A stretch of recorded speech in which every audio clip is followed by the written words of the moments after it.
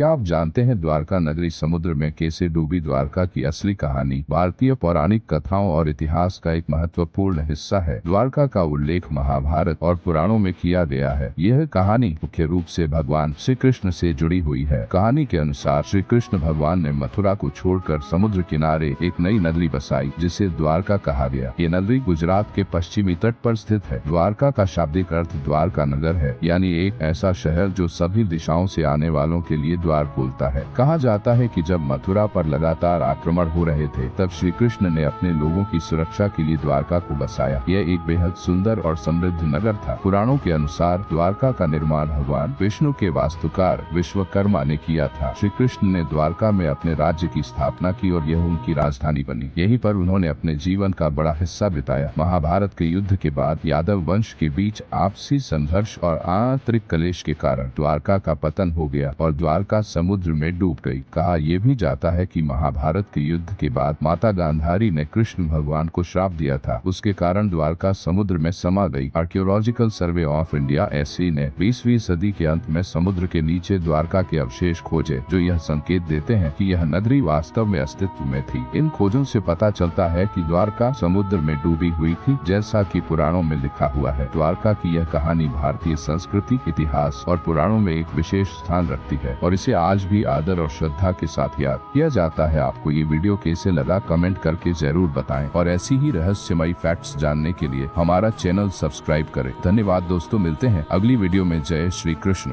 ने मथुरा को छोड़कर समुद्र किनारे एक नई नगरी बसाई, जिसे द्वारका कहा गया। ये नगरी गुजरात के पश्चिमी तट पर स्थित है। द्वारका का शाब्दिक अर्थ द्वारका नगर है, यानी एक ऐसा शहर जो सभी दिशाओं से आने वालों के लिए द्वार खोलता है। कहा जाता है कि जब मथुरा पर लगातार आक्रमण हो रहे थे, तब श्री कृष्ण ने अपने लोगों की सुरक्षा के लिए द्वारका को बसाया। यह एक बेहद सुंदर और समृद्ध नगर था। पुराणों के अनुसार द्वारका का निर्माण भगवान विष्णु के वास्तुकार विश्वकर्मा ने किया था। श्री कृष्ण ने द्वारका में अपने राज्य की स्थापना की और यह उनकी राजधानी बनी। यहीं पर उन्होंने अपने जीवन का बड़ा हिस्सा बिताया। महाभारत के युद्ध के बाद यादव वंश के बीच आपसी संघर्ष और आंतरिक कलेश के कारण द्वारका का पतन हो गया और द्वारका समुद्र में डूब गई। कहा यह भी जाता है कि महाभारत के युद्ध के बाद माता गांधारी ने कृष्ण भगवान को श्राप दिया था। उसके कारण द्वारका समुद्र में समा गई। Archaeological survey of India (ASI) ने 20वीं सदी के अंत में समुद्र के नीचे द्वारका के अवशेष खोजे, जो यह संकेत देते हैं कि यह नगरी वास्तव में अस्तित्व में थी। इन खोजों से पता चलता है कि द्वारका समुद्र में डूबी हुई थी, जैसा कि पुराणों में लिखा हुआ है। द्वारका की यह कहानी भारतीय संस्कृति, इतिहास और पुराणों में एक विशेष स्थान रखती है और इसे आज भी आदर और श्रद्धा के साथ याद किया जाता है। आपको ये वीडियो कैसे लगा, कमेंट करके जरूर बताएं और ऐसी ही रहस्यमयी फैक्ट्स जानने के लिए हमारा चैनल सब्सक्राइब करें। धन्यवाद दोस्तों, मिलते हैं अगली वीडियो में। जय श्री कृष्ण।